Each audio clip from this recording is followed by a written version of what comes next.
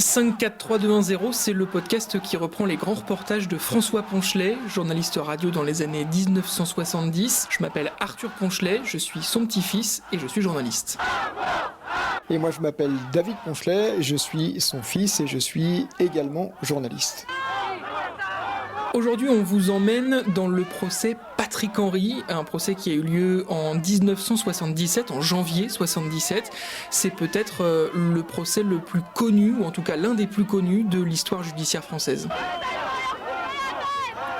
Alors vous l'entendez, cette foule qui crie à mort, c'est devant le palais de justice de Troyes, parce que ce procès de Patrick Henry, c'est le procès qu'on a appelé le procès de la peine de mort. Patrick Henry, il faut le rappeler, avait enlevé le 30 janvier 1976 un petit garçon de 7 ans à la sortie de l'école, un petit garçon qui s'appelait Philippe Bertrand. Patrick Henry, il avait 23 ans, il était propriétaire d'un magasin de bricolage, totalement inconnu de la justice, et 15 jours plus tard, le 17 février 1976, on retrouve le corps du petit Philippe Bertrand enroulé dans un tapis sous le lit de Patrick Henry. Et à ce moment-là, l'opinion publique française réclame la mort pour Patrick Henry, une condamnation à mort pour ce tueur d'enfants. François Ponchelet est donc l'envoyé spécial d'Europe 1 au procès Patrick Henry, et voilà ce qu'il raconte à la veille de l'ouverture des débats. 5, 4, 3, 2, 1, 0. Les appels au calme, à la dignité et à la sérénité, appels émanant aussi bien des autorités religieuses que judiciaires et politiques, ont semble-t-il été entendus. Troyes n'avait pas, hier, à la veille du procès, sombré dans les passions et les excès qu'elle avait connus il y a tout juste un an.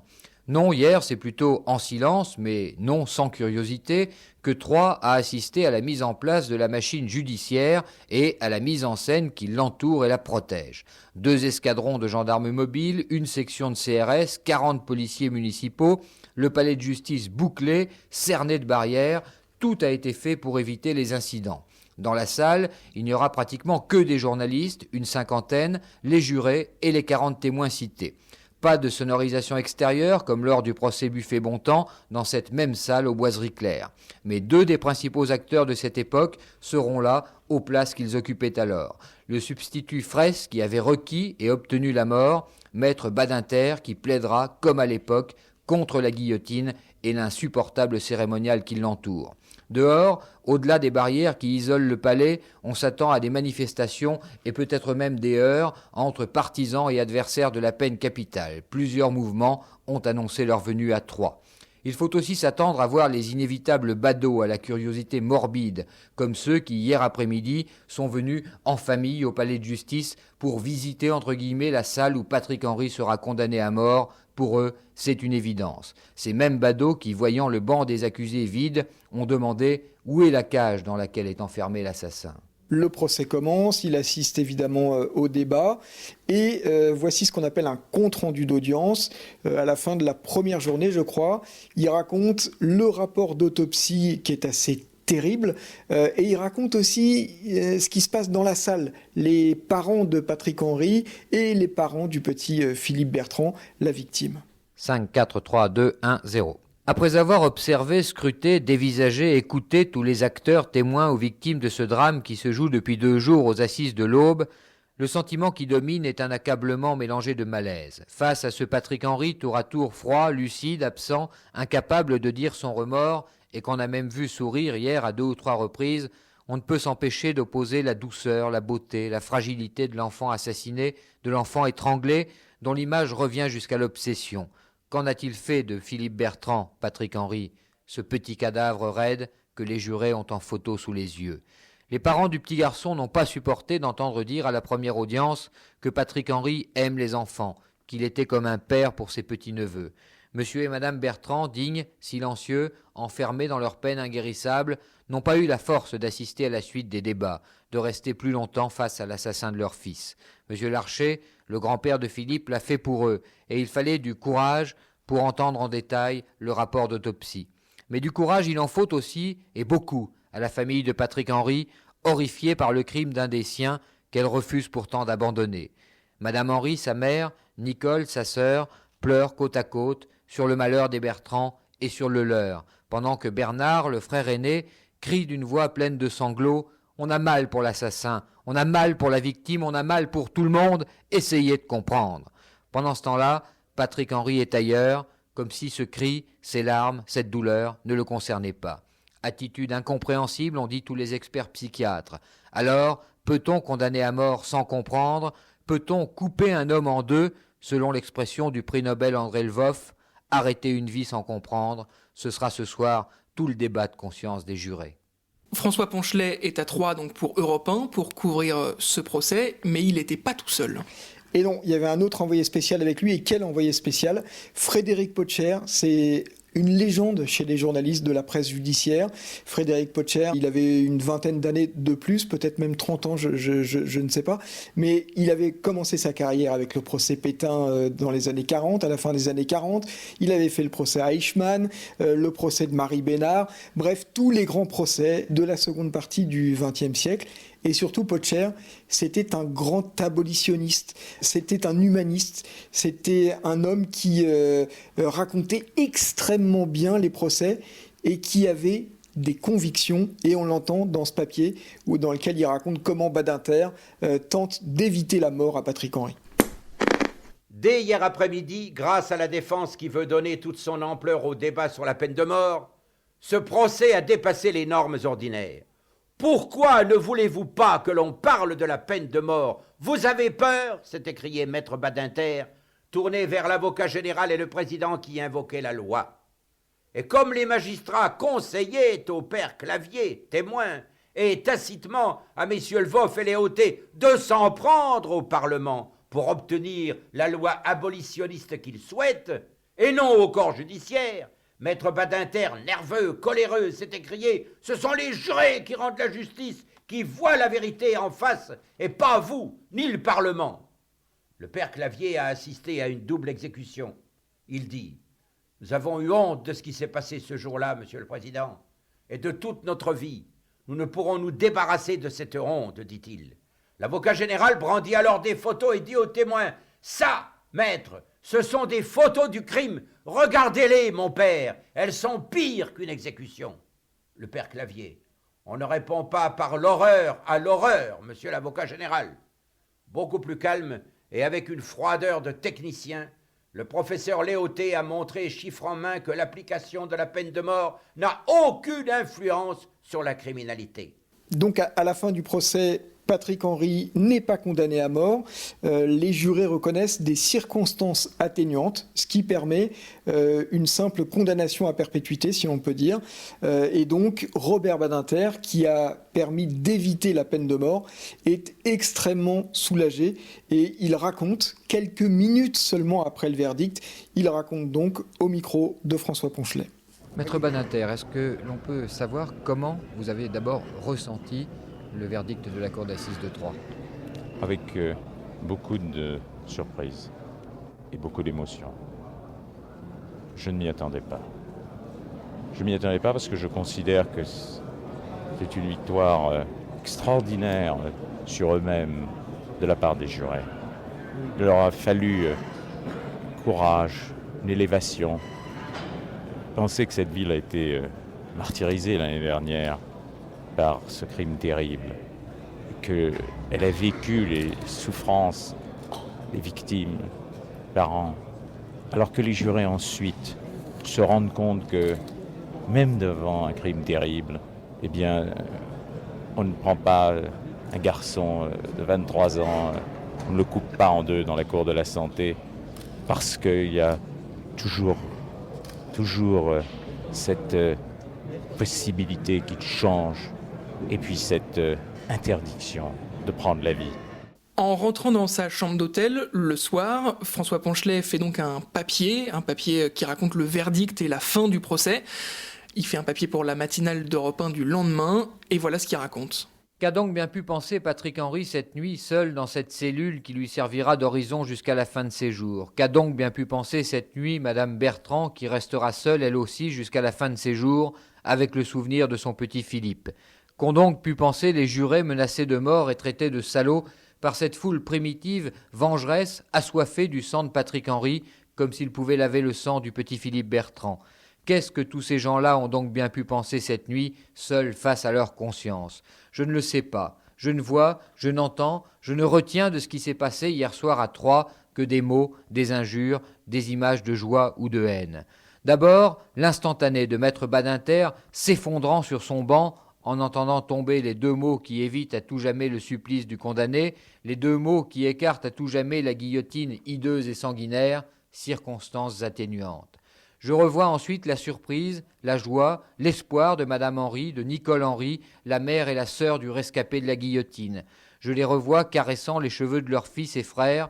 J'entends encore ces paroles « Mon chéri, j'ai tellement prié pour toi ». Et cette réponse du condamné, déjà conscient qu'il va finir ses jours en prison, « Maman, sois courageuse jusqu'au bout ». Je revois ensuite le grand-père de Philippe, M. Larcher, quittant la salle d'audience où l'on se congratule, raide, digne, douloureux, mais peut-être soulagé que le drame de Troyes n'ait pas plongé une famille de plus dans l'inoubliable horreur. J'entendrai encore longtemps le président lancer à Patrick Henry après le verdict « J'espère que vous serez digne de la mansuétude de la Cour ». Et la réponse « Vous ne le regretterez pas, monsieur le président ». J'entends enfin la rumeur de la rue, la colère de la rue, la haine primitive soudain libérée qui envahit la rue. À mort Patrick Henry, à mort Badinter, à mort les jurés assassins. Et quand à mon tour je me suis retrouvé seul avec moi-même, j'ai eu peur que ce ne soit pas la fin de la tragédie de Troyes. J'ai peur qu'une certaine population déchaînée cherche à se venger sur les jurés. Déjà hier soir, quelques maires de l'Aube menaçaient de démissionner parce que Patrick Henry ne sera pas exécuté à l'aube d'un petit matin blême. Puisse-t-il comprendre qu'un mort de plus n'aurait servi à rien ? Et alors, ce papier, il nous a frappés tous les deux, Arthur.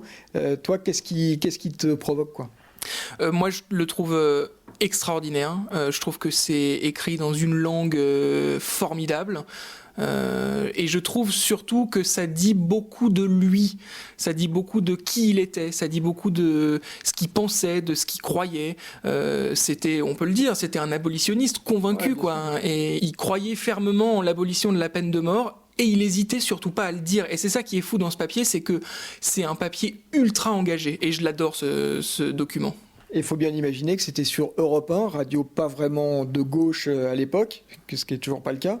Et la peine de mort à l'époque c'était légal et c'était une majorité de Français qui étaient pour la peine de mort. Donc ce papier qui est diffusé le lendemain matin dans la matinale, c'est vrai que c'est très surprenant, avec cette surprise aussi qui est, depuis le début, là on vous diffuse dans les numéros de 543-210, tous les papiers, il dit « je ». Et ce jeu, il est un peu étonnant parce que c'est pas ce qu'on apprend dans les écoles de journalisme. Ce jeu, c'est vraiment les yeux des autres. C'est les yeux du journaliste qui raconte ce qu'il voit. En fait, c'est le principe même de ce boulot, quoi. C'est du journalisme à hauteur d'homme, je trouve. Et alors, pour revenir sur le procès Patrick Henry et sur cette question de la peine de mort, il faut savoir qu'il avait rencontré, en tant que journaliste, mais à l'époque pour RTL, en 1971, Robert Badinter, dans un premier procès qui s'était passé devant les assises de Troyes, le procès de Buffet et Bontemps. Buffet et Bontemps, c'était deux taulards, deux prisonniers, qui avaient, en 71, mené une mutinerie, qui avaient pris en otage un surveillant pénitentiaire et une infirmière de la centrale de Clairvaux. Et l'affaire s'était très mal terminée puisque les deux otages avaient été tués par les deux prisonniers, en tout cas par l'un des deux, Claude Buffet. Et donc, mon père suit le procès, couvre le procès pour RTL, et il fait un truc qui ne se fait absolument pas, qui est normalement totalement interdit par la loi, mais on va dire qu'il y a prescription.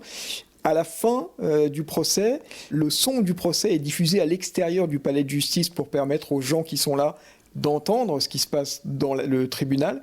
Et lui, avec son agra, il enregistre près d'une enceinte. Il enregistre d'abord les derniers mots de Claude Buffet, qui est donc l'un des deux condamnés, qui sera condamné à mort.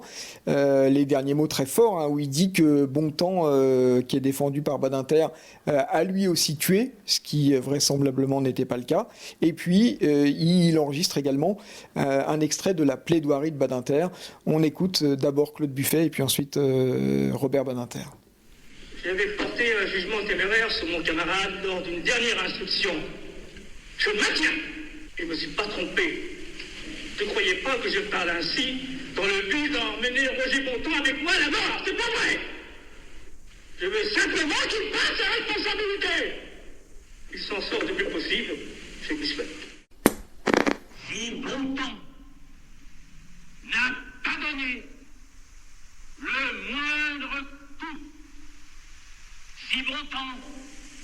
n'a pas porté de coup de couteau. À cet instant-là, la seule est pour moi non valable. Et pour beaucoup de conscience non valable, excuse ou justification de la peine de mort. Le vieux crime barbare du talion, le sang pour le sang, la mort pour la mort, se retourne. On ne peut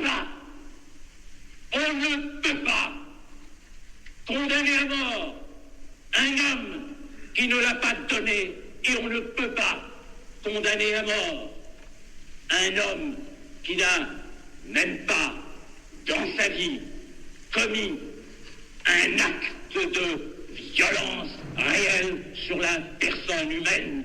On ne le peut pas. Voilà pour cet épisode de 5-4-3-2-1-0 consacré au procès Patrick Henry.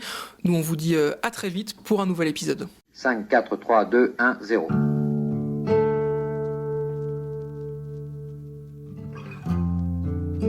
Ce jour-là, mercredi 30 avril 1975, une guerre de 30 ans vient de s'achever en 30 minutes. J'ai vécu, micro d'Europe 1 en main, ces instants historiques d'une formidable intensité dramatique. Ce que j'ai vu à Kolwezi est atroce, c'est le sommet de l'horreur et de la sauvagerie, des charniers autour desquels rôdent les chiens, des cadavres mutilés, parfois décapités. Les cloches de la basilique Saint-Pierre viennent tout juste de sonner 5h moins le quart et je crois qu'on peut dire qu'un événement sans précédent dans l'histoire récente de l'Église est en train de se produire.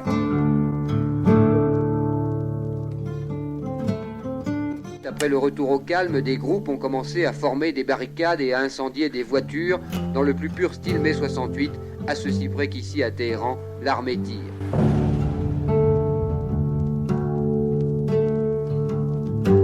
Un char avec le drapeau Viet Cong est actuellement en train de se mettre en position. Le drapeau Viet Cong, rouge et bleu, l'étoile jaune. Ce char est couvert de feuillage. Ce sont les Viet Cong qui arrivent pour recevoir la reddition du général Mine. Maître Badinter, est-ce que l'on peut savoir comment vous avez d'abord ressenti le verdict de la Cour d'assises de Troyes ?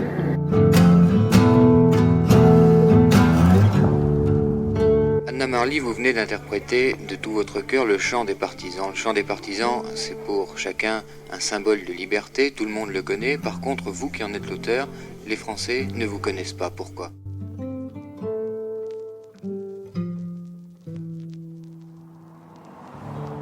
« 5, 4, 3, 2, 1, 0.